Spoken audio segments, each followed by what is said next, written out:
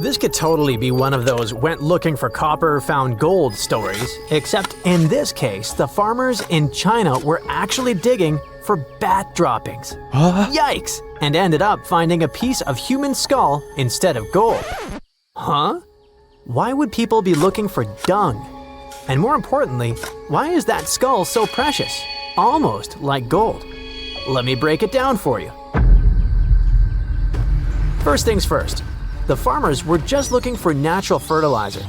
That's why they were rummaging in that cave. But instead of bat droppings, they hit a piece of a human skull, ancient, heavy, and fossilized. Scientists named it Maba-1 and dated it back to 300,000 years ago. Back then, many different types of ancient humans were roaming the earth, so no one could figure out who this skull belonged to. For decades, experts were guessing. Could it be Neanderthal or Homo erectus?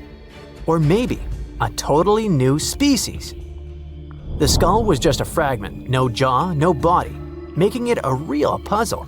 But now, thanks to high-tech micro-CT scans, researchers have finally looked inside without damaging the fossil. What they found changes everything. Rare, tube-like structures in the skull that almost no Neanderthals had.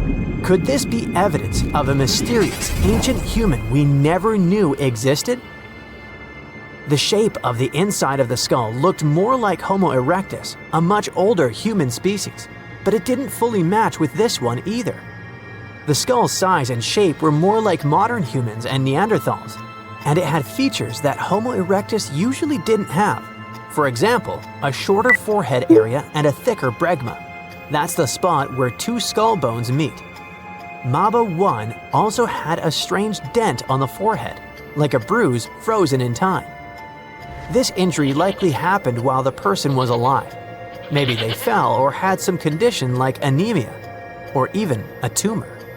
But the person didn't get an infection from it, so it's possible they healed and lived for a while after whatever happened to them. So Maba-1 doesn't match any species we know perfectly, but it has common traits and a very similar story to other mysterious fossils from all over Africa. For example, back in 1976, one famous paleontologist and her team found another human-like skull in Tanzania.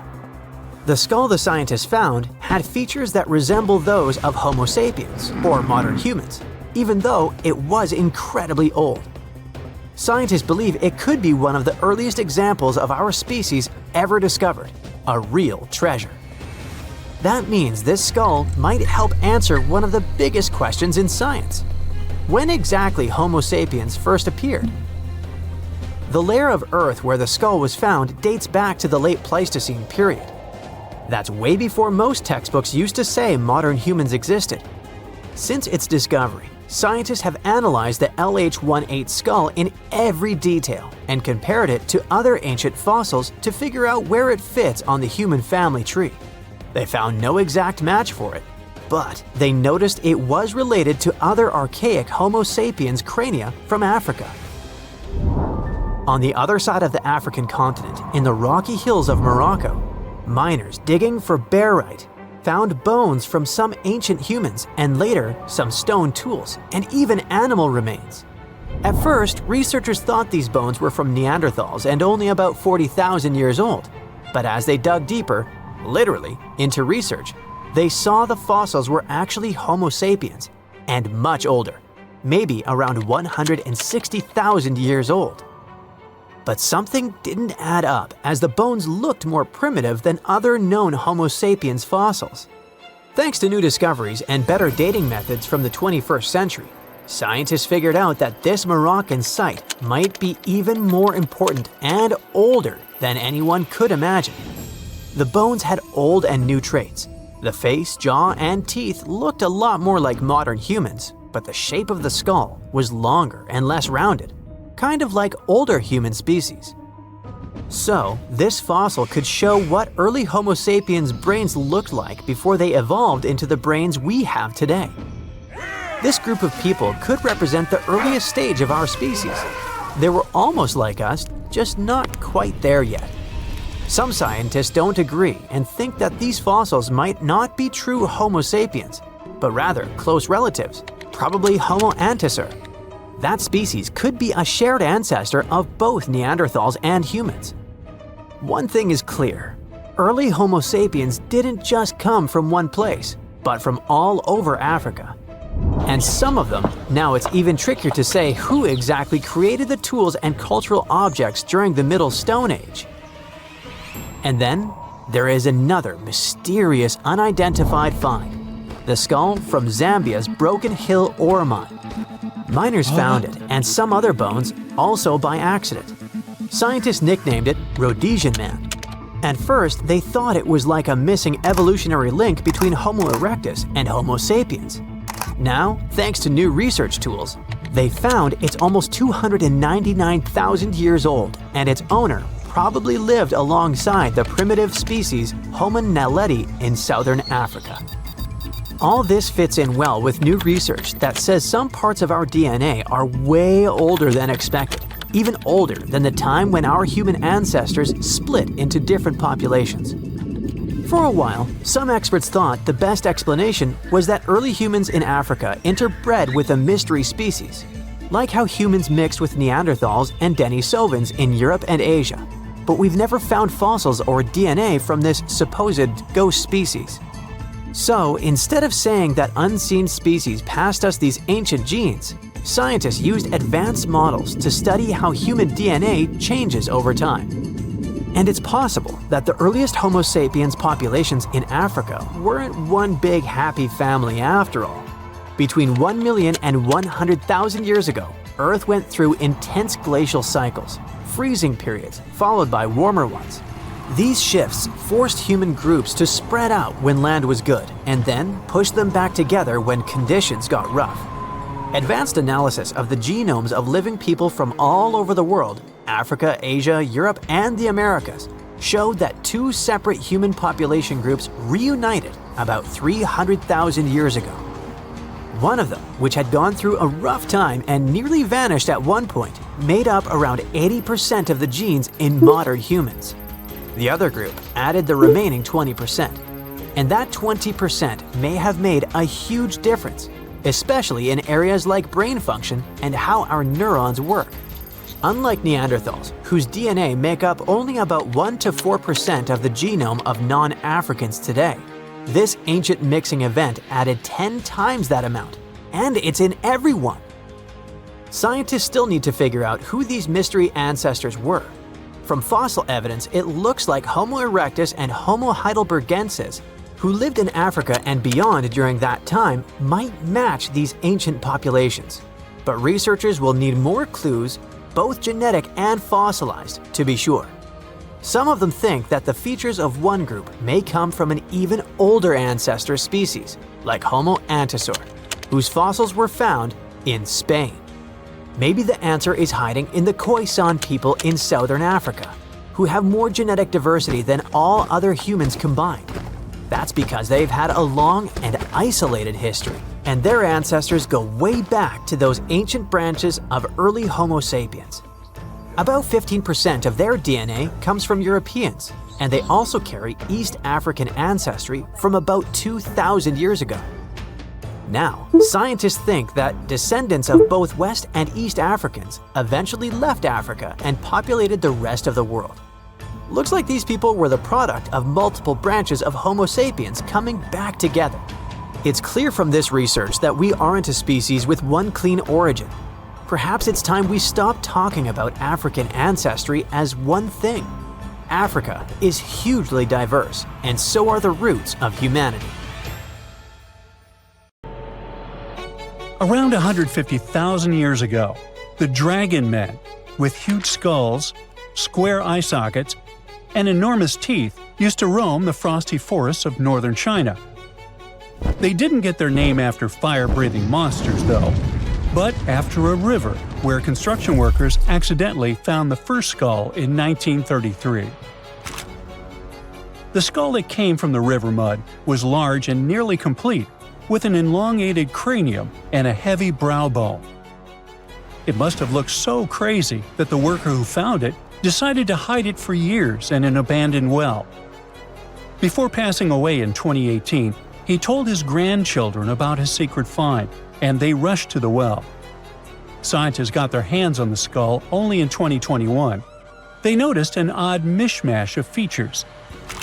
A squat and wide skull, like in ancient hominins, a tooth with 3 roots that you'd rarely see today, and at the same time, delicate cheekbones, which are common now. To identify the find, a team of scientists studied 95 old skulls, jawbones, and teeth from different ancient human groups. They carefully examined over 600 details on these fossils to understand how these ancient humans were related. Then, they used a super powerful computer to create billions of family trees showing how these groups evolved over time. The goal was to find the simplest path of evolution, which most scientists think is the most likely way things happen. After all the calculations, the tree showed that the Dragon Man skull belonged to a new branch of ancient humans, and it turned out to be very closely related to modern human mammals. Researchers found out that the skull belonged to a man who lived at least 146,000 years ago in East Asia. Back then, modern humans, or Homo sapiens, lived alongside other human-like relatives, like the Neanderthals and Denisovans. The discovery of the Dragon Man, or Homo longi, as they also call him, could rewrite the story of human evolution.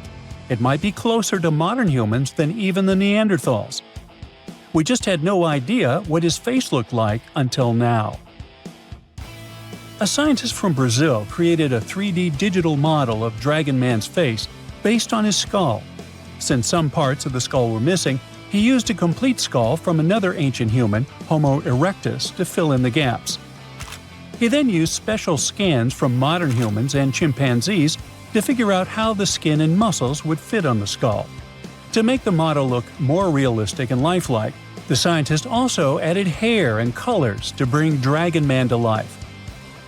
The final model showed that Dragon Man had the biggest head of any ancient human ever found, nearly 26 inches around. That means his skull was as big as a gorilla's, or even a lion's. Scientists believe that his generous size may have helped him survive the freezing cold winters of Harbin, where they found the skull, and where temperatures still drop to only 3 degrees today. Now, not all scientists agree that Dragon Man is a completely new species or where it belongs in the human family tree. Some experts think the skull's unique features might just be because of its size, rather than proof that it's a distinct species.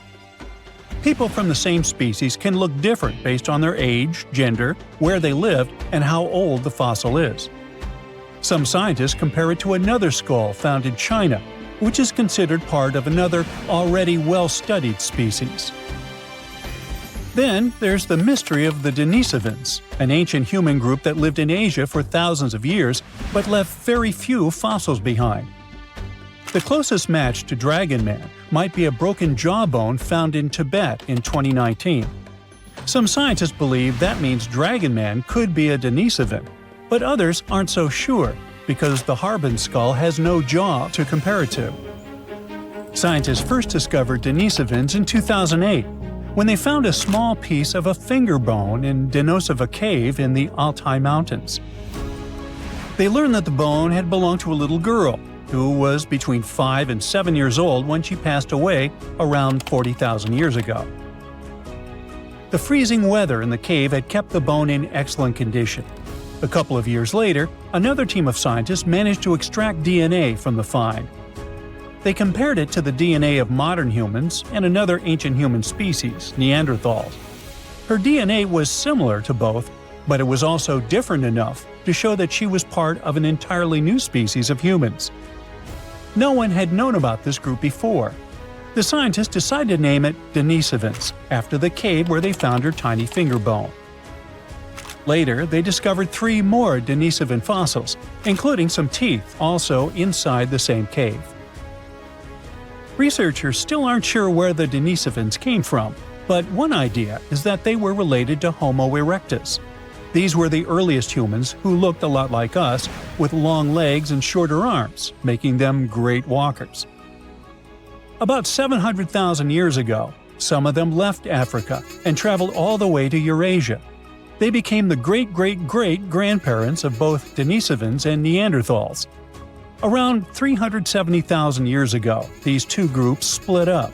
Neanderthals went west to Europe and Western Asia, while Denisovans went east to East Asia and Southeast Asia. Some Denisovans even made it to the Philippines, Papua New Guinea, and beyond, crossing the Wallace Line, which separates Asia from Australia. More recently, scientists studied the DNA of many people from Southeast Asia and found that Denisovans might not have been just one group of ancient humans, but three distinct kinds. One of these groups was as different from other Denisovans as Neanderthals were. Some Denisovans may have lived longer than the Neanderthals, who disappeared around 40,000 years ago. A study suggests that one group of Denisovans lived alongside modern humans in New Guinea until at least 30,000 years ago, and maybe even as recently as 15,000 years ago. If that's true, they were the last humans on Earth besides us. This surprising discovery is part of a growing number of finds showing that ancient Asia was full of various versions of humans, including the newly discovered kind in the Philippines.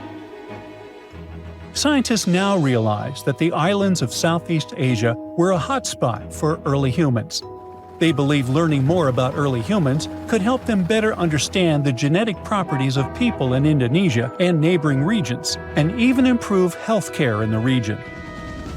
Researchers found special clues in their DNA that show ancient human groups split apart an exceptionally long time ago.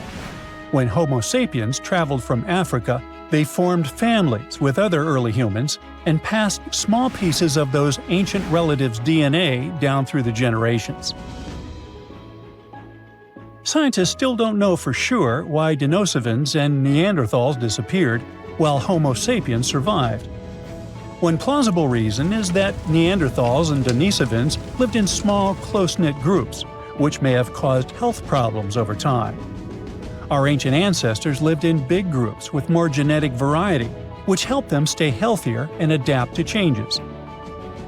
Another big advantage was that Homo sapiens had strong social networks. They shared innovative ideas, tools, and survival skills. In the end, Denisovans couldn't handle the tremendous changes happening on Earth and slowly disappeared.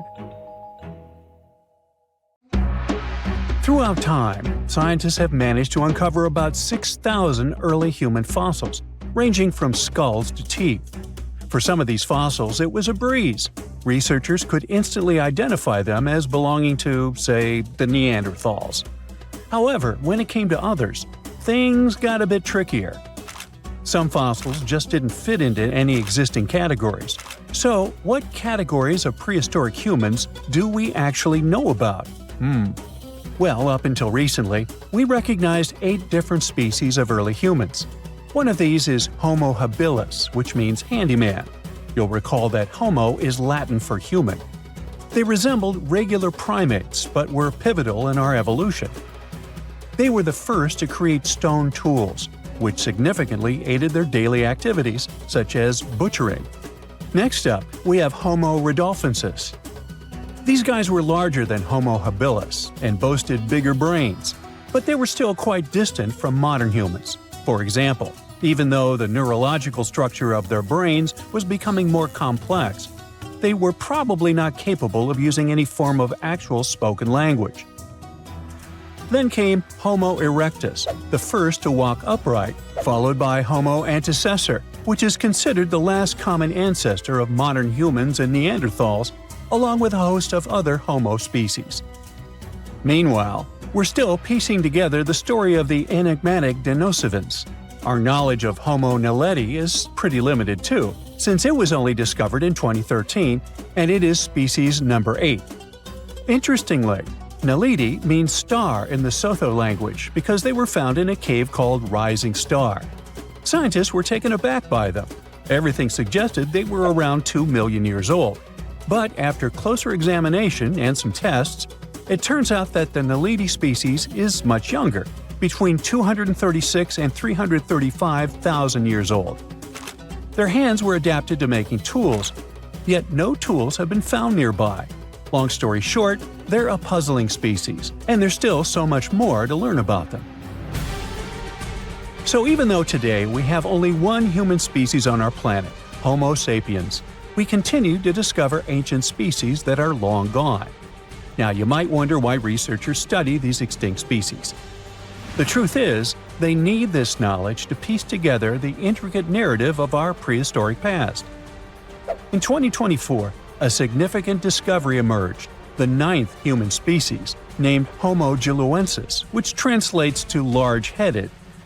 Researchers suggest that this species hunted wild horses, crafted stone tools, and processed animal hides to survive harsh winters.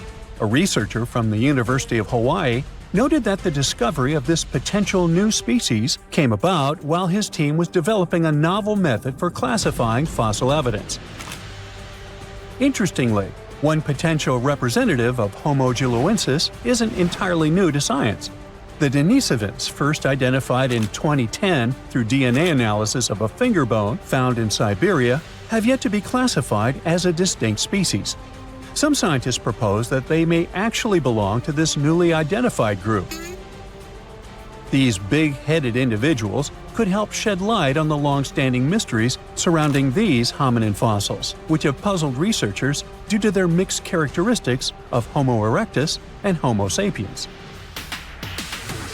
You see, sometimes it's tough to call a spade when you don't even know what a spade looks like.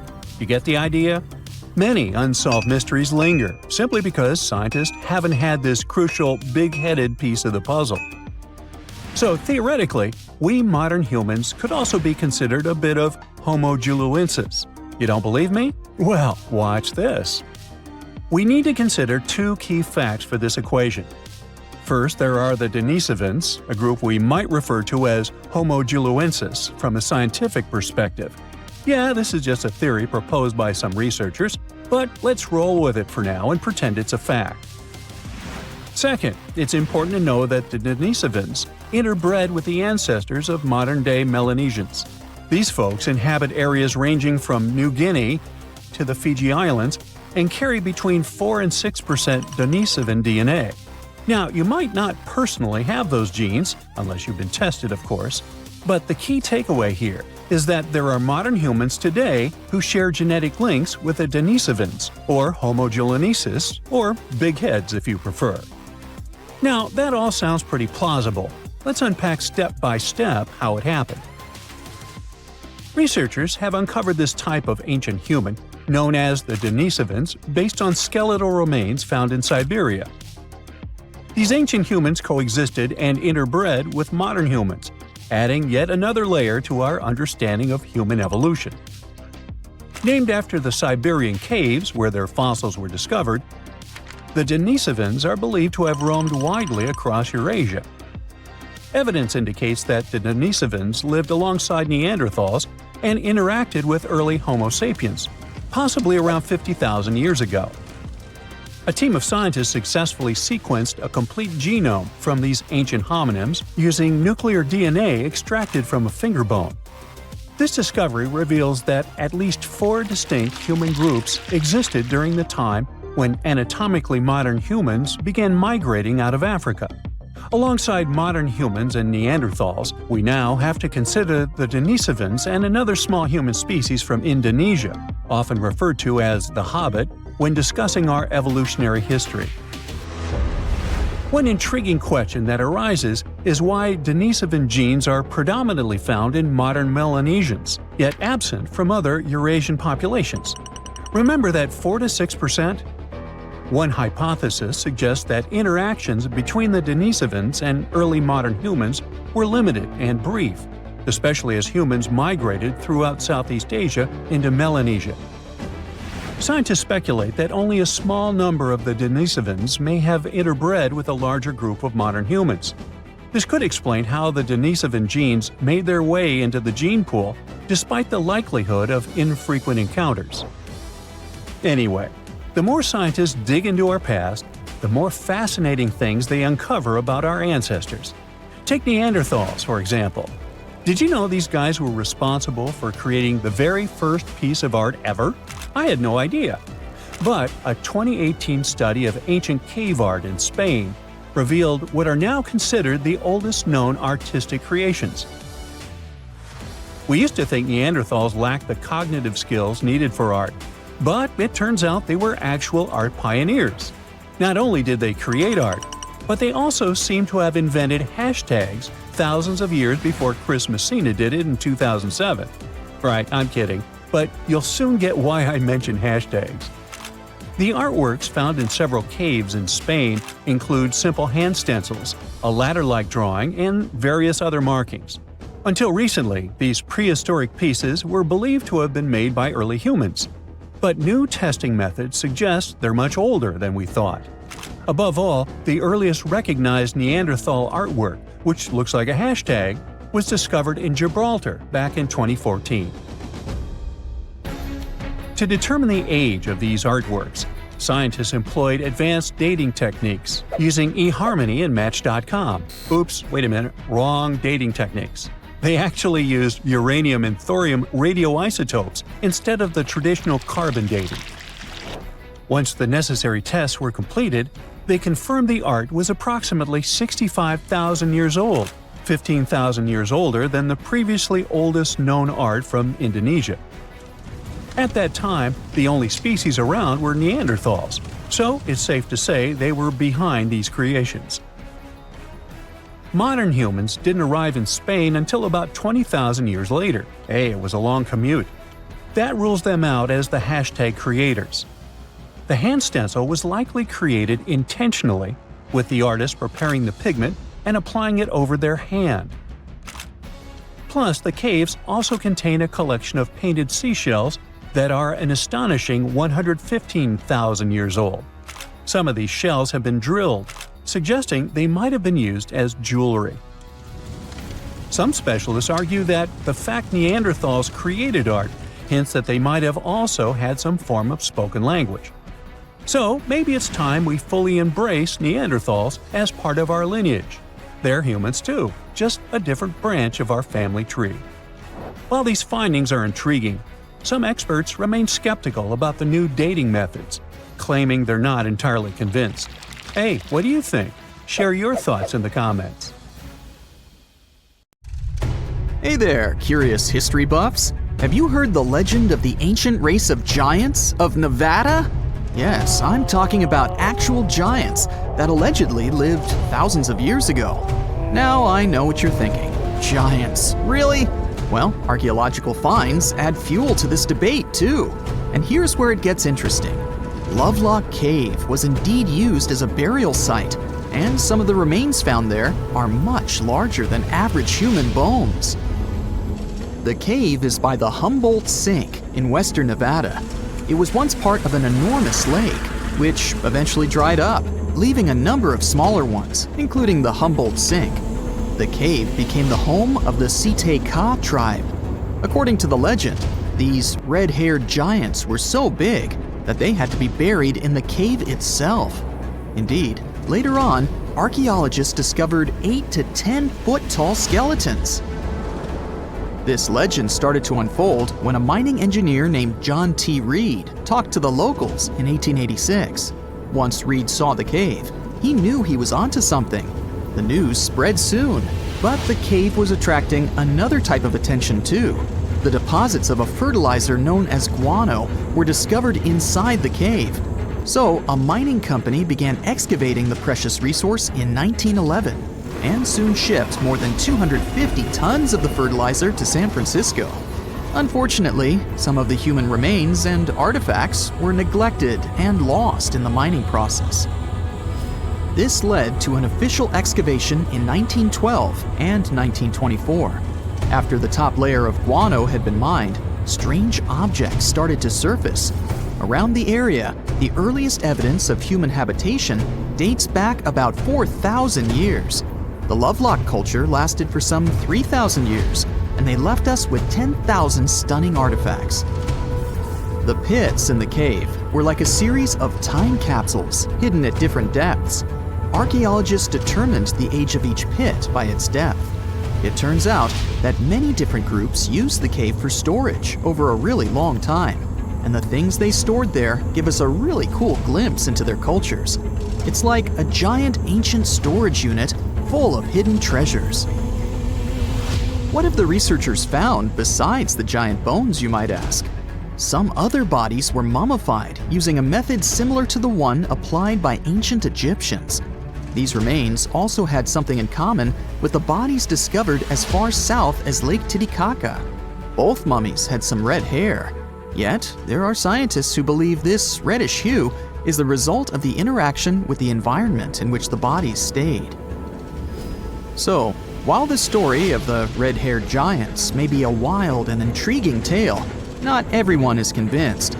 Some experts believe that the bones found in Lovelock Cave are simply the remains of prehistoric animals, like mammoths or sloths. But others insist that there's something more to the story. Other relics, such as finely crafted baskets and exquisite duck decoys made from tule fibers, were also found there. In any case, this cave is worth the attention it gets. By the way, you can still visit this cave today and see the pits of different depths with your own eyes. But let me tell you one thing, it's in a hot, dry, and isolated place. Archaeologists have made another discovery that seems to be straight out of a legend. They think they found the palace of the one and only Odysseus, who was the legendary Greek king of Ithaca and the hero of Homer's epic poem. Move over, Indiana Jones. We've got some real-life adventure happening here from around 1300 BCE. Apparently, this is the only palace mentioned in Homer's epic poems that hasn't been found. The excavations have been made on the Ionian Islands, and the view from the ruins found on the island of Ithaca are exactly as described in the Odyssey, says the professor who led the excavation team. Known to the ancient Romans as Ulysses, the Greek hero took 10 years to return home to Ithaca after the fall of Troy. For many years, Homer's other epic, called the Iliad, which tells the story of the protracted siege of Troy by the Greeks, was regarded as a myth too. But then, in the 1870s, Troy was rediscovered in modern-day Turkey's Çanakkale city. So, if they found Troy, who's to say they couldn't find Odysseus's home? The researchers were following Homer's words as a roadmap.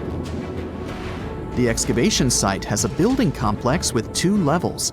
It has important finds such as storerooms and workshops, a complicated drainage system, and fragments of pottery. It also has a well from the 8th century BCE, which is around the time when Odysseus is believed to have been the king. Yet, not everyone is convinced that the team has actually discovered the home of Odysseus.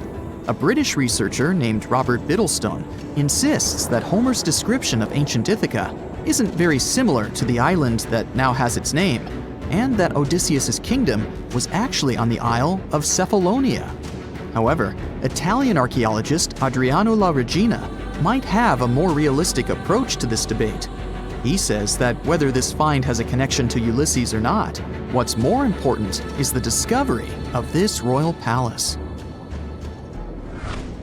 Once upon a time, in a land far away, the Klamath Indians spread a legend about the creation of Crater Lake. Okay, maybe this land is not that far away, and it still exists. You can find it in south-central Oregon, in the western United States. Anyway, the legend has it that this lake was formed in a vicious battle between 2 volcanoes, Mount Mazama and Mount Shasta. Then the spirits of Earth and the Sky, which are Lao, who ruled the below world, and Skell, the chief of the above world, joined the fight. It turned into a geological drama. During the battle, darkness veiled the land. The fight was over when Mount Mazama collapsed and sent Lao back into the underworld. Then the rain filled the pit and created a lake in the place where the mountain had once stood. Flash forward to our time. Scientists have discovered that Mount Mazama did erupt 7,700 years ago. Artifacts found in the area prove that the legend indeed contains some details about the explosion. The tale says that red-hot rocks were flying through the sky. This happened during the volcanic eruption that caused the mountain to collapse. This created the volcanic caldera, which later on got filled with water. What makes this legend came true story unusual is how long it has existed. According to researchers, these types of verbal stories lose their credibility within 600 to 700 years. That's why the legend about the creation of Crater Lake is so unique. So many generations, for hundreds of years, have been accurately passing down the information. This volcanic crater lake is now in a national park. It's famous for its deep blue color. The water in it is extremely clear. If you visit it today, the water you'll see won't be the same as for someone who will visit the place 250 years later. Because there are no rivers flowing into or out of the lake, the existing water evaporates and the lake gets filled again by rain and snowfall. Basically, every 250 years, the water is replaced. Plus, this lake is almost 2,000 feet deep, which makes it the deepest lake in the United States. Swimming is okay in the lake, but there's only one legal and safe trail to get to the shore. There are other activities, such as fishing and boat tours. Shared human experiences, such as birth, marriage, and aging, may explain why certain tales are shared globally. Similar struggles and obstacles faced by humans around the world generate similar themes in traditional stories about love, parenting, and mortality. So, do you have legends or tales you've heard of from your grandparents? Who knows? Maybe your ancestors too witnessed a cool historical event. The Sahara Desert is like a Mad Max movie. Scorching heat, endless dunes, and an overall barren wasteland. A place where no one could live, right? Well, forget all you know about it. Because 5,000 years ago, the Sahara was a lush paradise of grasslands, lakes, and rivers, and the home of a ghost civilization that vanished without a trace. Our tale begins in the 1930s, when a Hungarian explorer stumbled upon a cave in the middle of the Sahara. Inside, he found something bizarre: ancient rock paintings of people swimming in a lake, surrounded by giraffes, hippos, and crocodiles. At the time, everybody shrugged it off as some symbolic depiction of the afterlife, because really, who would imagine a lake in the Sahara? Well, fast forward some 70 years later, when a group of archaeologists made a discovery that flipped the script. In a rock shelter in Libya, they unearthed 15 mummies, along with baskets, ceramic pots, and other everyday items. This may look like prehistoric junk to most people, but to archaeologists, it was like uncovering a key piece of evidence. Those people weren't just passing through, they lived here. You see, those weren't just any mummies. They were some of the oldest naturally mummified humans ever found, dating back over 7,000 years. Take that, Egypt. 2 of them still had readable DNA, preserved thanks to a rare natural mummification process, almost a miracle considering the Sahara's climate's ability to turn everything into, well, beef jerky. Scientists struggled to understand where those mummies came from for a while, because the mitochondrial DNA they recovered was not helpful at all. But thanks to scientific progress, they eventually managed to do a full genome analysis that revealed some weird secrets. Those people belonged to a human lineage that was completely unknown, and they lived isolated from the rest of humanity for thousands of years. For decades, researchers assumed that the place where they lived, the Green Sahara, was like a prehistoric highway, a lush corridor that humans and animals used to migrate between sub-Saharan Africa and the Mediterranean. But the mummies demolished that theory, like a hippo sitting on a sandcastle. Their DNA showed zero genetic mixing with sub-Saharan and Eurasian migrants, keeping their genes pure for 7,000 years. Their closest genetic relatives weren't their neighbors living right below the famous desert, but some ancient hunter-gatherers from Morocco, and even some guys that lived in the Czech Republic, when it wasn't even a country yet, 50,000 years ago. We're not out of the woods yet, because those mummies also carried some teeny-tiny traces of Neanderthal DNA, just 10% of the amount found in modern Eurasians. Now, if you paid attention in school, then you know that Neanderthals lived in Europe and Asia, and early humans only mixed with them after migrating out of Africa. But those Green Sahara folks never left Africa. So how did they get Neanderthal genes? The leading theory is that their ancestors mingled with Neanderthals in North Africa 50,000 years ago before settling in the Sahara and cutting off contact with the outside world. Archaeologists also found cattle bones and tools made of stone and wood at that rock shelter, proving that those people led a thriving pastoral lifestyle. This discovery made scientists scratch their heads for a while because, you see, animal domestication was not developed in Africa. So how did they learn it if they never mingled with anyone? Did they have ancient YouTube tutorials? Probably not. The researchers believe they must have traded knowledge with neighboring groups, but just knowledge, no saliva. It's almost too hard to believe that no outsiders mixed with them. After all, who wouldn't want to live in a thriving civilization in the middle of a green paradise, drinking milk, eating meat, and even using animal blood as a protein source? Ooh, yummy. They didn't have to hunt for every meal, thanks to their livestock, and the abundant water made life pretty sweet. And yet, they never married outsiders. Why? Maybe it was a cultural choice to never date outside their own group. Or maybe the landscape itself kept them isolated. This is where scientists place their bets. They believe that the dense forests and rivers that existed in the Green Sahara acted like nature's no trespassing sign, creating a geographical barrier that isolates animals, plants, and whole societies. This isolation is the reason why their genes were so unique. These guys weren't swapping spit with anyone else. But this genetic time capsule almost didn't survive. For most of the last ice age, the Sahara was even harsher than today, a true dead zone where humans couldn't survive. 70,000 years ago, even the toughest people disappeared, retreating to the Nile Valley and the Mediterranean coast. Why? Because Earth was a climate bully.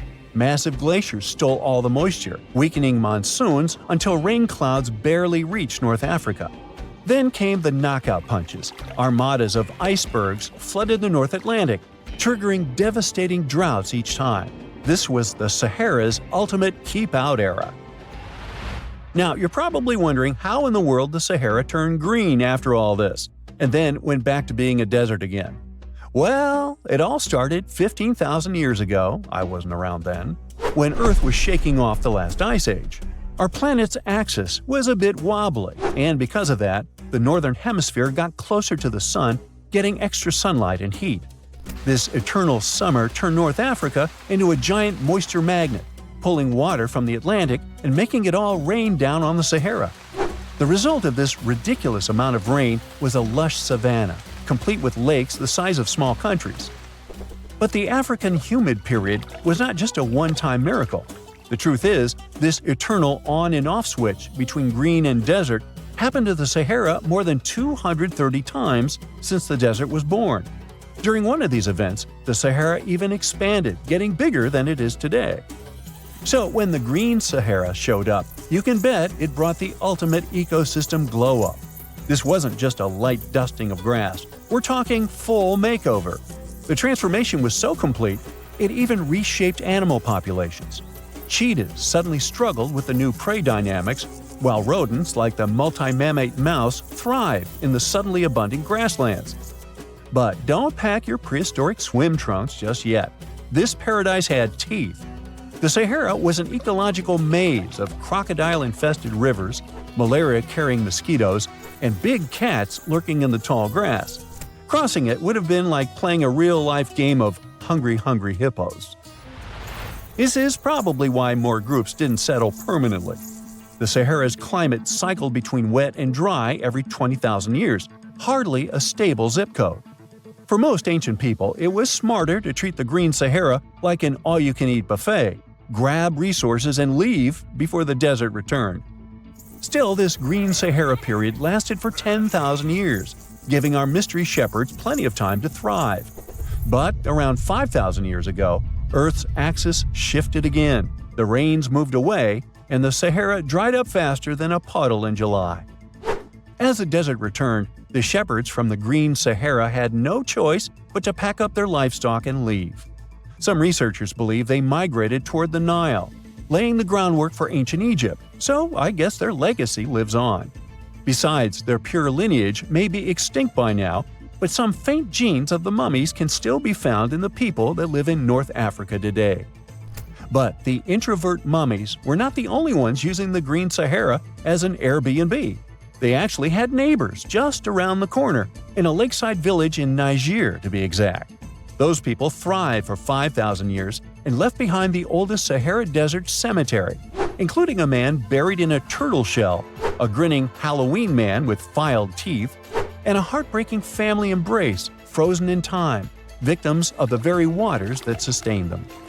Eventually, those people disappeared too, just like it happened to our antisocial friends. This proves that this desert outsmarts everyone, with a landscape that gives paradise with one hand and takes it away with the other. Ooh, so check this out. Researchers just found some super old footprints from a family of extinct humans, like we're talking 300,000 years ago. The prints belong to a group of Homo heidelbergensis. Ooh, that's a tough one, but I nailed it. So those dudes were pretty advanced for their time. They were building homes and hunting big animals. But unfortunately, they couldn't handle climate change and disappeared about 28,000 years ago. No, they weren't sissies, trust me. The weather was really tough back then, and they couldn't just go grab a down jacket like you do. So, the University of Tübingen crew made the discovery in Germany, where they found the perfectly preserved prints in a forest by a lake. Apparently, elephants, rhinos, and other critters used to come relax by the lake, and so did this Heidelberg family. The scientists believe they were probably just a family outing rather than a group of adult hunters, since there were little kid footprints too. And depending on the season, they could munch on plants, fruits, leaves, shoots, and mushrooms around the lake. Experts even found tracks from an extinct elephant species that used to weigh up to 13 tons. Now, can you imagine seeing one of those in person? Just so you know, 13 tons is about 45 times as heavy as a pig. Oink. They were digging around in Schöningen when they stumbled upon some elephant tracks that were 21 inches long. That's like the length of a really big ruler. They even found wood fragments in the ruts that the elephants had left behind. But wait, there's more. They also found a rhino print from the Pleistocene era, which is pretty wild. It's the first time they found a footprint from this particular species in Europe.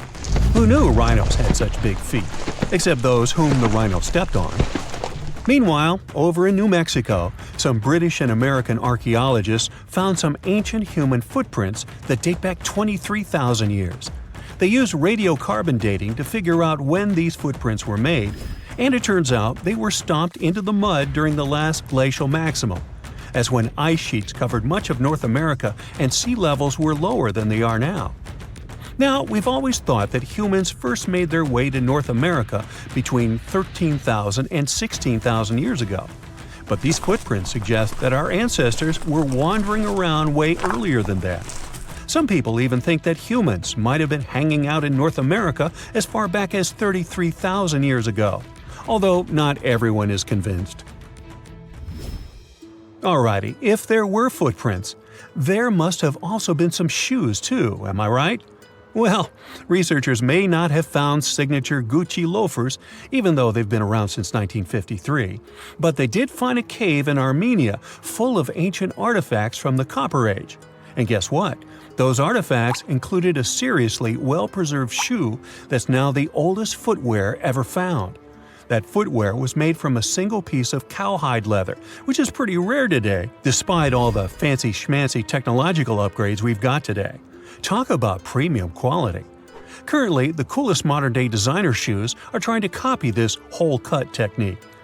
The shoe was also rubbed with some kind of plant or vegetable oil for extra durability, and it even had shoelaces that crisscrossed through a series of holes, just like our beloved sneakers today. The shoe was about the size of a woman's US 7, so we're guessing it was tailor-made for some fancy-pants wealthy person. Can you imagine rocking these feet whips back in the day? They were possibly the talk of the town. Now, since we're talking about shoes, have you ever had that gross feeling when you step in something sticky? Especially if you're wearing a brand new pair of white sneakers? No, not what you're thinking. I'm talking about chewing gum. It's a total buzzkill to have it stuck to your shoe. A super cool British archaeology student named Sarah Pickett found a 5,000-year-old piece of Neolithic chewing gum made from birch bark tar while on a dig in Finland. It even had tooth marks in it. Who knew our ancestors were into chewing gum too? Apparently, birch bark tar has antiseptic properties, so it's believed that Neolithic peeps chewed it to help treat mouth and gum infections. So it looks like people have been spitting out gum since the beginning of time. Ah, what a tradition. Prehistoric designers had way more than just shoes to offer to prehistoric fashionistas. You're not going to find such a statement piece in the mass market, and I'm not sure about high-end boutiques either. Yep, it's supposedly the oldest purse ever found, and yep, those are dog teeth used as decorations for a handbag. According to one of the archaeologists, these teeth were all the rage back in 2500 BCE. People were putting them on everything, from clothes to jewelry. But this particular handbag was something special. It had over a dozen sets of teeth and was super fancy, which means whoever owned it was perhaps a VIP. Unfortunately, the purse itself didn't survive the test of time. All that's left are these teeth, pointing in the same direction and looking like a modern-day handbag flap. It must have been truly chic back in the day, but it's a good thing we've moved on to more humane materials for our accessories. Did you hear about the dino-sized discovery on Yorkshire's coast? Yep, sometimes scientists discover not human footprints, but dino footprints. This time, they found a record-breaking dinosaur print that could have been left by a predator taking a break 166 million years ago. Can you imagine a T-Rex lounging on the beach with a smoothie in hand? This 3-foot-long fossil, spotted in Burniston Bay near Scarborough, is the largest ever discovered in the region. The team of researchers who studied the track concluded that it was made by a giant carnivore like a megalosaurus. That's one big and hungry dino. The footprint is the largest made by a theropod, which is a group of bipedal dinosaurs that includes the infamous Tyrannosaurus rex. So, we're talking about some seriously big and scary creatures here. A paleontologist from the University of Manchester said the discovery had shed new light on the behavior of these carnivorous giants. Apparently, features of the footprint suggest that this large predator was squatting down before standing up. Maybe it was doing some yoga or taking a bathroom break. Who knows? Another archaeologist, Marie Woods, stumbled across the print while collecting shellfish on the shore. She said she couldn't believe what she was looking at. I mean, who would expect to find a giant dinosaur print while picking up some clams? It's lucky that Ms. Woods and Rob Taylor, a local fossil collector, rescued the fragile print from the shoreline. Experts warned that it was at risk of being lost to erosion or landslides. Now, plans are in motion for the footprint to go on public display at the Rotunda Museum in Scarborough. But there's some more dino-mite news. Several drought conditions in Texas have revealed ancient dinosaur footprints that are over 100 million years old. Multiple dinosaur tracks belong to the dinos were recently discovered at Dinosaur Valley State Park in northwest Texas. The droughts have caused a river running through central Texas to dry up almost entirely, which is how these prehistoric prints were finally uncovered. This guy was a real beast, measuring 15 feet and weighing in at 7 tons. It used to roam the area over 113 million years ago, according to the state park. About 60 prints from this dino have been revealed due to the drought, with an estimated 140 tracks from the dinosaur in total. But that's not all. Prints from Sauroposeidon were also discovered. This creature was a massive 66 feet long and weighed about 48 tons when fully matured. Experts believe that the Acrocanthosaurus preyed on Sauroposeidon, which explains why their prints were found together. There's a weird thing though. Sauroposeidon was bigger than Acrocanthosaurus. Can any professors please explain to me why the smaller dude would munch on the bigger one? Let's embark on a wild thought experiment. What if we could magically travel to all our ancestors in chronological order? Could we talk to them and actually form some connection? And just how far back can we go while still connecting with them? Well, let's see. Primates were the funky cousins of other mammals. Around 85 million years ago, during the late Cretaceous period, they went their own way and became the first of their kind. Human evolution is very complicated, and we can't draw a distinctive line on where it started. But we're going to start with hominins. Hominins are a group of primates that include all the species leading up to Homo sapiens. So, imagine you hopped in your super cool time machine and landed in the past, way back when hominins were chilling around. What would happen? First off, you'd spot these quirky creatures roaming around with their short, hairy bodies, curious faces, and big eyes. They might look a bit different from you, but that's part of the fun. They were excellent climbers and incredibly curious about the outer world. They munched on fruits, nuts, and whatever they found in nature. And yes, surprisingly, humans aren't meat eaters by nature. Originally, we all were vegans. Of course, with them, you can forget about proper communication. But still, primates are incredibly smart. So, a good old game of charades could do the trick. Mime your way into their hearts with friendly gestures, and they'll be thrilled to see a futuristic traveler like you. These hominins were curious beings, so they'd probably be very interested in you if you were friendly with them and gave them some food. Next, let's move on to Homo habilis and Homo erectus. Their period, the Stone Age, started about 2.6 million years ago. As you can guess, it was the time when we started using stone tools. The Stone Age lasted for roughly 3.4 million years and ended between 4000 BCE and 2000 BCE. It ended with the beginning of metalworking. Homo habilis, or handyman, was like the MacGyvers of the Stone Age. These crafty creatures were the first to use stone tools. And Homo erectus was the upright man. They were a bit more recent. As their name suggests, they were the first to walk on two legs like us. They might have looked a bit different from modern humans, but still. So what were their lives like? Well, they still were true survivors. Homo erectus loved to explore and tinker with things. They made simple stone tools, like sharp rocks for cutting and scraping. They were basically the early inventors. Homo erectus was quite adventurous. They left Africa and traveled to far-off lands, exploring new territories. They were the first ones to set foot in places like Asia and Europe. They lived in caves or simple shelters made of sticks and animal hides. And let's not forget their wild fashion sense. Animal skins and leaves were their trendy outfits. But don't think they just sat around all day. They were hunters and gatherers, seeking out delicious fruits, nuts, and even hunting animals. How would you communicate with them? Well, they used simple grunts, gestures, and body language to understand each other. So, if you met Homo habilis and Homo erectus, you'd be in for a wild ride. You could show them some advanced technology to impress them and teach them some new cool tricks. Next on our list are Homo heidelbergensis and Neanderthals. Homo heidelbergensis was like the cool older cousin of Neanderthals and us. They lived around 800,000 to 200,000 years ago. Picture them as sturdy and strong, with big brains compared to their earlier relatives. They were expert tool makers and loved exploring new places. The Neanderthals lived in Europe and Asia from 400,000 to 40,000 years ago.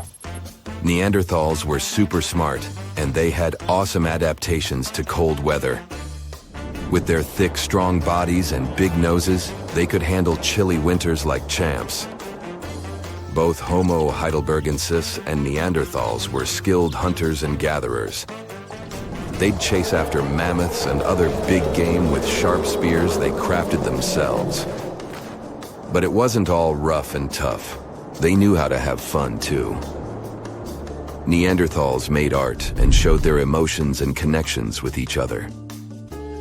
With these folks, you could draw pictures in the dirt, dance around, and make gestures. They'd get the idea.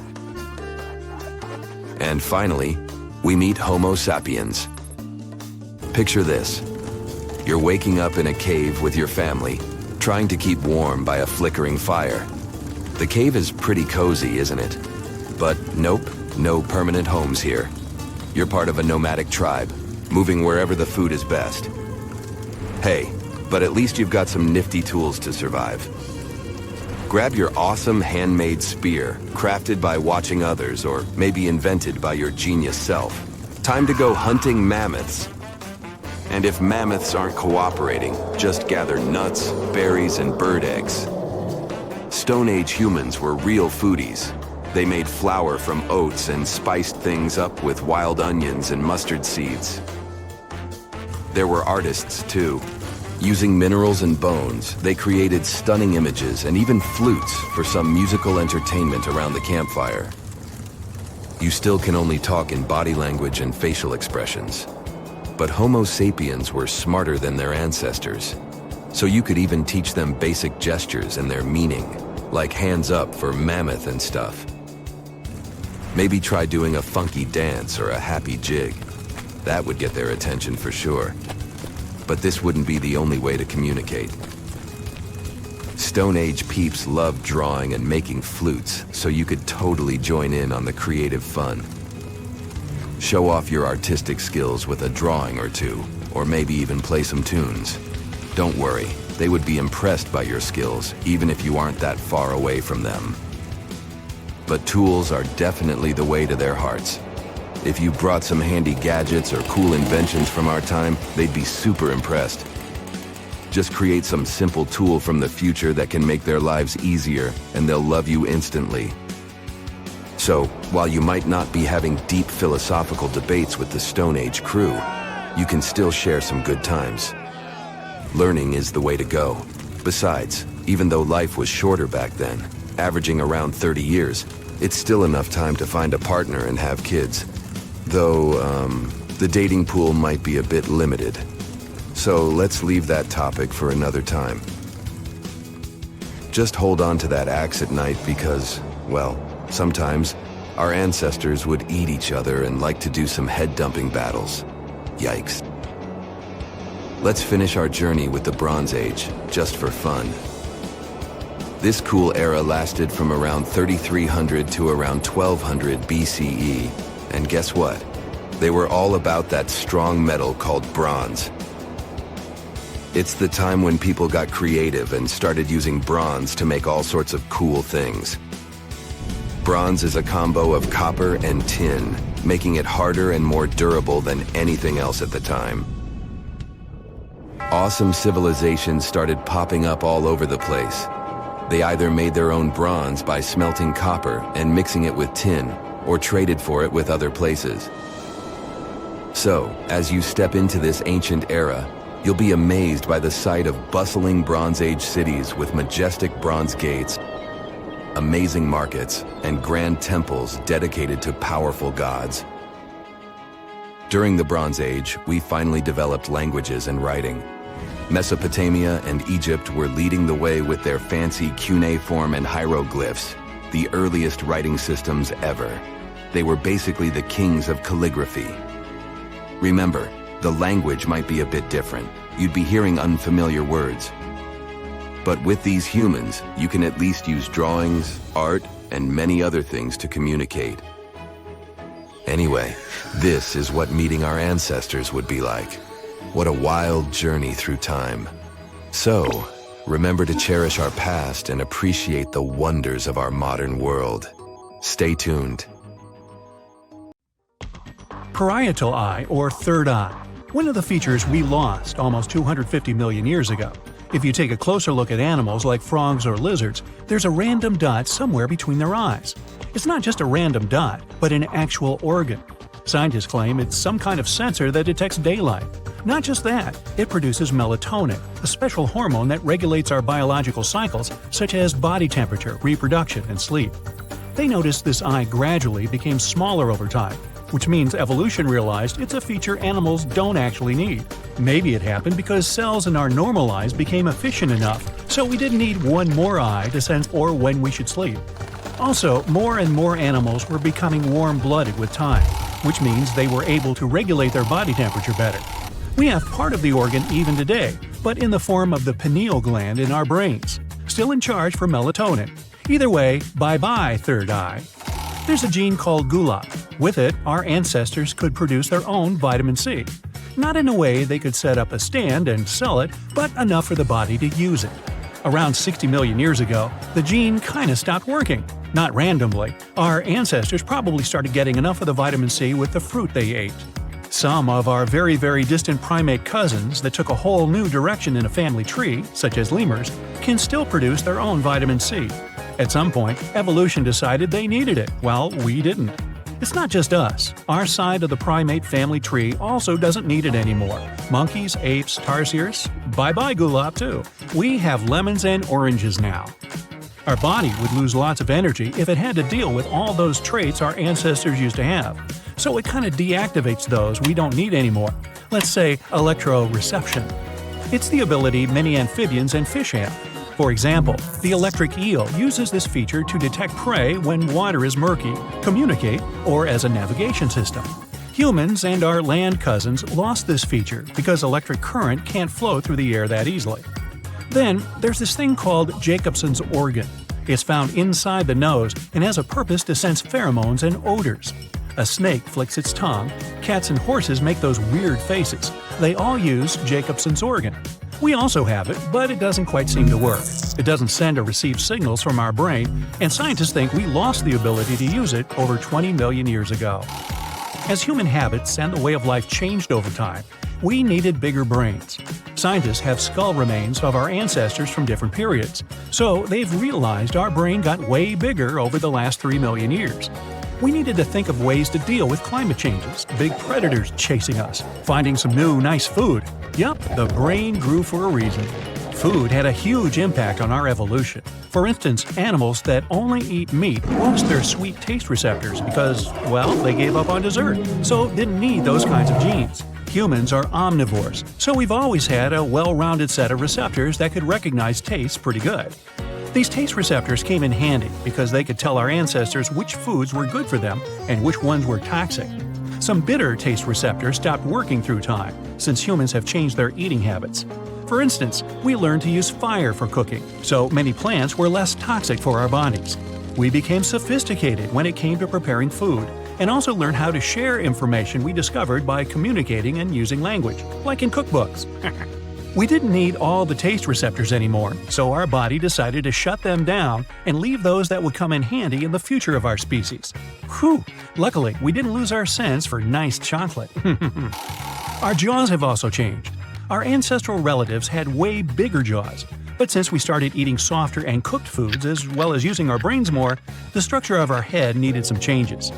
Teeth became smaller too, plus we lost some. Many people never developed third molars, we also call wisdom teeth. They grew between the ages of 18 and 25. We can do without them, but for our ancestors, they were pretty much vital. By this age, their teeth had already become worn out, so third molars were possibly a replacement they needed. We may wonder why exactly we have body and head hair, but scientists wonder why we don't have more of it. Hair on our scalps is long, a bit shorter in some areas, and we don't have hair on the undersides of the wrists, palms, and the soles of our feet. One of the popular theories about human ancestors says that when moving from cool, shady forests to the hot, dry savanna, they got a new way of regulating their body temperature. They lost the fur along the way, which made it easier for them to catch their prey without overheating. Later, they discovered clothes and fire, which could keep them cozy during the cold times. Of course, there are more reasons for losing fur. Some say without fur, there's less chance of face lice or other parasites. Other researchers think that during dry seasons, humans would try to catch prey near lakes and shallow waters. Hair is not such a good insulator in water, so humans lost fur and instead got a layer of fat. Now, 85% of people can't wiggle their ears.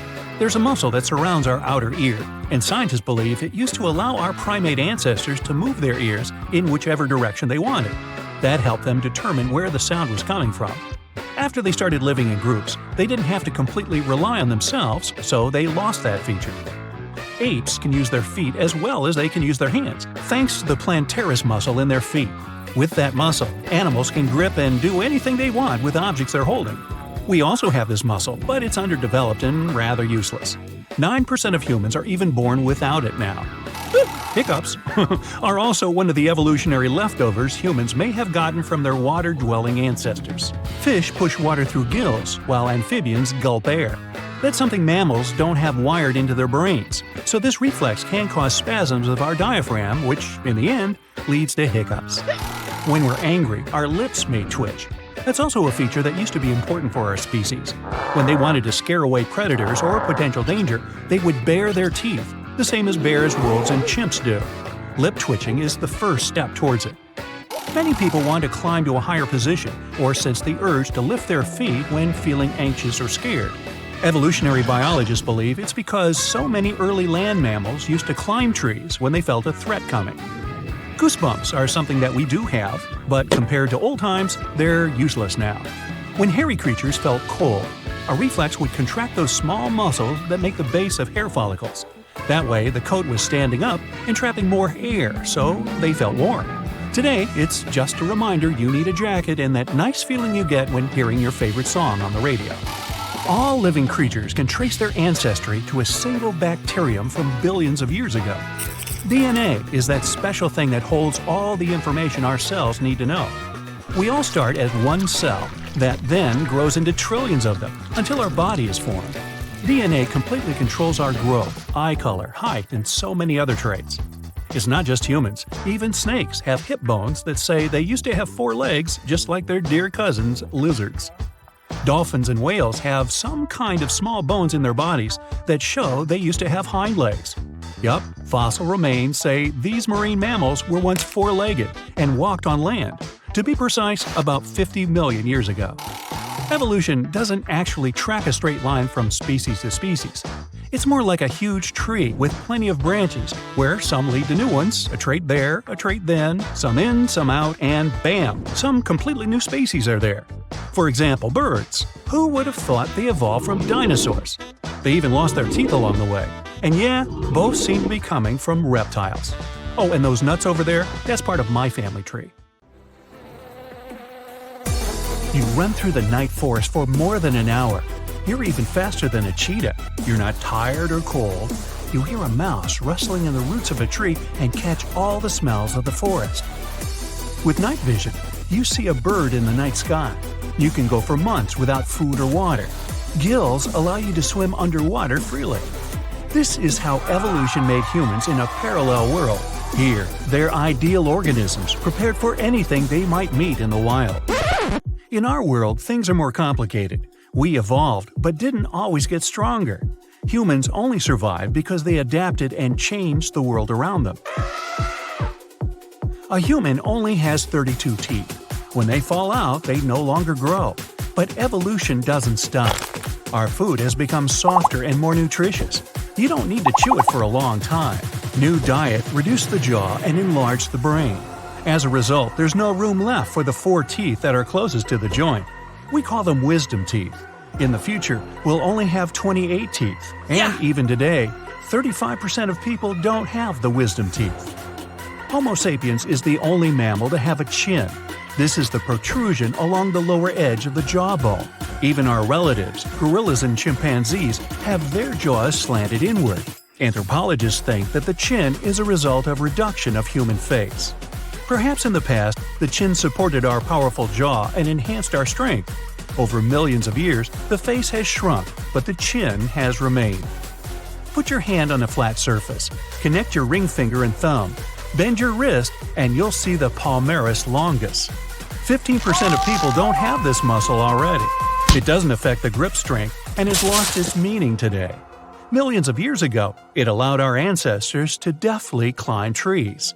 Evolution deprived us of this useful skill, but the remainder of it remained with us.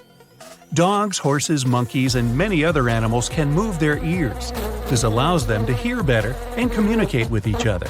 Humans have a long, flexible neck, and evolution has left them without this ability. Still, 20% of modern humans can do it. This is another reminder of a time when we weren't much different from other animals.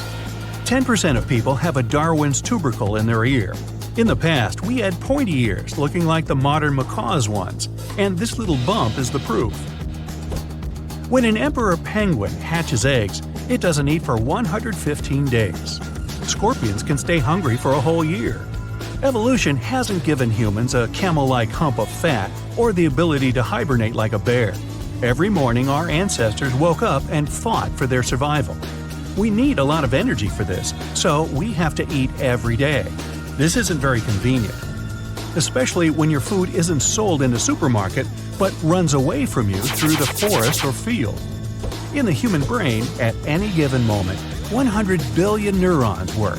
Thanks to this, you have a good memory and can talk. This is essential for survival.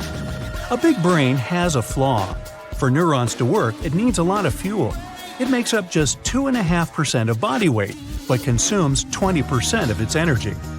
In 2 hours of playing chess, a grandmaster burns 560 calories. A professional tennis player will spend the same amount of energy in a single hour. Big brains make us weak. Even a small chimp is much stronger than a human. Why do you need muscles if you no longer swing from branches? But you need a big brain to negotiate and cooperate with other people. Got weaker, and we like lying on the couch more and more. This is a comfortable position for thinking. At night, our ancestors were especially vulnerable. When you sleep in a new place, the left side of your brain is more awake than the right one. This brain reaction is called the first night effect. This is an ancient reaction of the body to the dangers that awaited a human in the dark. 40 to 60 million years ago, evolution gave us yet another fear. We're born with the fear of being bitten by a snake or spider. Apparently, these animals were the main danger to the first primates. Anthropologists say we became runners 2 million years ago. Broad shoulders make it convenient to swing your arms and keep balance. A special ligament extends from the spine to the back of the head. It stabilizes the head while running. No primate has strong gluteal muscles. They only turn on to full power when you're running. Hairless and 3 million sweat glands keep our bodies from overheating. People are perfect runners, but evolution has made us slow. You'll never overtake a chimp on a short distance, and that's not mentioning cheetahs. They accelerate to an incredible 70 miles per hour. But almost all land animals are sprinters and don't run for more than 10 to 15 minutes. Humans are adapted for long distances. Walking 2 legs helped our ancestors solve many problems. They freed their hands to carry food or tools. 2 legs and a straight back made our ancestors larger and even scarier for other animals.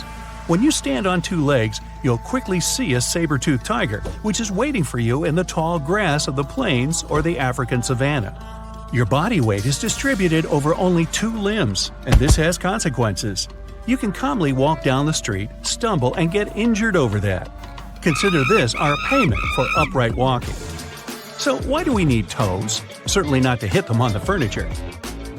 When our ancestors lived in the trees, toes helped them cling to branches. Imagine you can work at the computer, draw pictures, or cook scrambled eggs, all with your feet. Cool, but good old evolution has deprived us of this skill. Today, we're not sitting in the trees, but our feet remain flexible. Come to think of it, hooves would be more suitable for us. They're durable and don't need shoes. But until we evolve again, our feet remain fragile. Either of them has 26 bones. This doesn't make our walking or running any safer. You go to the cinema, take your popcorn basket, and start munching on it in anticipation of a great couple of hours. But then you start choking. Those few minutes of coughing and involuntary tears seem to last forever. The human is the only mammal that can choke on its food. We can't eat and breathe at the same time. The reason for this is the structure of our vocal apparatus.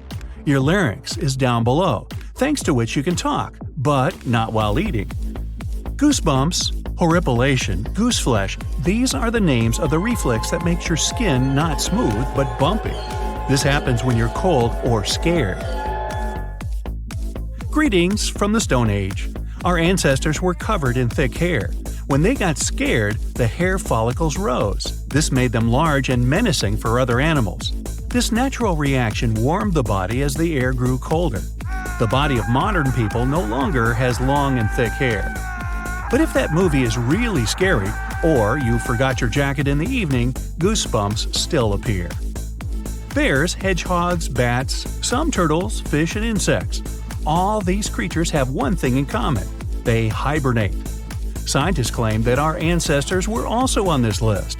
In a cave in the north of Spain, researchers found fossilized bones of ancient people. The analysis showed that 500,000 years ago, humans could spend several months hibernating, similar to bears. Thanks to this, they survived Ice Age. Wow, how I miss this skill. Our eyes allow us to see dust in the air and huge mountains on the horizon. We see the world in color and recognize each other's faces. And when it gets darker, our vision quickly adapts to new conditions. But we don't see well in the dark. Evolution hasn't given us the sight of a tarsier. This primate is the size of a baseball and can see perfectly in the dark. Tarsiers could easily catch a beetle flying through the night forest. Still, I wouldn't want my eyes to take up most of my face, and beetles are actually not among my favorite after-dark snacks. How about you? Can you pronounce this name of the Aztec capital city?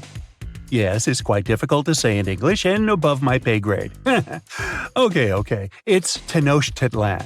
And Mayan cities are hard to pronounce too. Consider Jaxchilan. They must be part of the same language, right? Well, not really. The Aztecs and the Mayas were among the most famous Mesoamerican peoples. That's present-day Central America. But they didn't speak the same language, and they weren't even the same civilization. The two nations lived in different eras. The Aztecs dominated the region from the 14th to the 16th century. Back in Europe, this was near the end of the Middle Ages. The Mayas came before the Aztecs. Historians believe they started building city-states in the 3rd century. Their peak lasted until the 10th century. Now, this doesn't mean that the Mayas and the Aztecs didn't have contact with each other. But at the time this happened, the Mayas were on a decline, so the Aztecs traded more with their descendants than with real Mayan people. The two civilizations didn't even live in the same place. The Aztecs built their cities in the north of what is today Mexico. The Mayas lived to the south of them in the Yucatan Peninsula. Yes, that's also in Mexico nowadays. But the Mayas inhabited parts of modern-day Guatemala and Belize as well, and they spoke a number of languages. There's a whole Mayan language family they spoke, not just one language. Some of those languages have survived through today. Estimates show that there are 6 million indigenous Maya people groups spread across Central America. In Guatemala, there are 21 Maya languages recognized by the authorities. Further north, in Mexico, the number of official languages is 29. For the Aztecs, the situation is much simpler. They had a single language. It still has around 1.5 million native speakers, mostly in central Mexico. That's more than any other family of indigenous languages in the region. But is there a chance a speaker of Aztec languages can understand a speaker of the Maya language? Not by a long shot. The two languages are completely unrelated. In fact, they didn't even share the same writing systems. The Mayans were more advanced because they used hieroglyphs. Yep, like the ancient Egyptians. Instead of letters that make up words, ancient civilizations used tiny pictures to symbolize an object or a concept. When the Mayas wanted to write the word jaguar, for example, they would draw a small image of the animal. In total, their writing system had more than 800 characters like this one. Way too complicated compared to the modern way we write down words. But the Aztecs were one step behind the Mayas. They used pictograms and ideograms. Simply put, these are elaborate drawings that mark an object, animal, or concept. Compared to Mayan hieroglyphs, they aren't simple symbols anyone can draw, but true masterpieces of visual art. Only highly skilled painters could draw them. I don't say write because, technically, the Aztecs didn't have a writing system. So you could say that the Mayas were more advanced when it came to language. After all, they had the only known fully developed language in the Americas before the arrival of Europeans. But in terms of culture and economy, the two societies weren't that much different. Neither of them used work animals for agriculture and transport. The main crop for both peoples? You guessed it, corn. What they called maize. Christopher Columbus was the first to transport corn back to the old continent in 1493. The Mayans also cultivated sunflower, vanilla, and cotton. The Aztecs produced chili, beans, and squashes. When it comes to meat, the Aztecs were happy to catch fish and shrimp. The Mayans penned turkey, just like we do with chicken today. The Aztec society consisted of nobles and commoners, all led by an emperor. The Mayas mostly lived in independent city kingdoms, ruled by a king and his royal household. There were no wheeled vehicles in these civilizations. Aztec merchants traveled across Mesoamerica carrying goods on their backs. Not the most comfortable mode of transportation, definitely. We shouldn't think of Aztec roads as the ones we have today. They were narrower because they saw only foot traffic. Mayas used a similar road system that also included canoes. They wouldn't travel far from the coast, though. They carved out these vessels from large tree trunks. An average Mayan canoe was 50 feet long. That's the length of a modern-day yacht. The goods these Mayas traded ranged from salt to pearls. They considered meat a luxury good, together with gold, copper, and turquoise. And can you guess the currency of Mayan merchants? Let me give you a hint. It wasn't metal and paper like it is today, but cocoa beans. They had a fixed market price, which made them the ideal payment option. The situation in modern societies is not much different. Around 2/3 of all countries have pegged their currency to the US dollar. For Mesoamericans, cocoa beans were their green banknotes. The Aztecs used the same exact currency, but with a twist. They had something called axe money. One axe was worth 8,000 cacao seeds. I bet their exchange offices were fun places to work. When it comes to minerals, jade was highly esteemed in both cultures. The Mayas and the Aztecs made tools and ornaments from it. These peoples believed jade brought beauty and long life to the person who wore it. Their jade mines were located in present-day Guatemala. And remember that city from the beginning that we could hardly pronounce? The founding of the Aztec capital gives an insight into the belief system of the whole nation. According to legend, the Aztec deity told them to build a city in the place where an eagle sits on a cactus with a snake in its talons. They saw this happen on an island in a lake. This is where they built the city.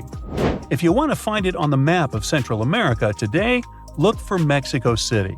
That's the site of an ancient Aztec capital.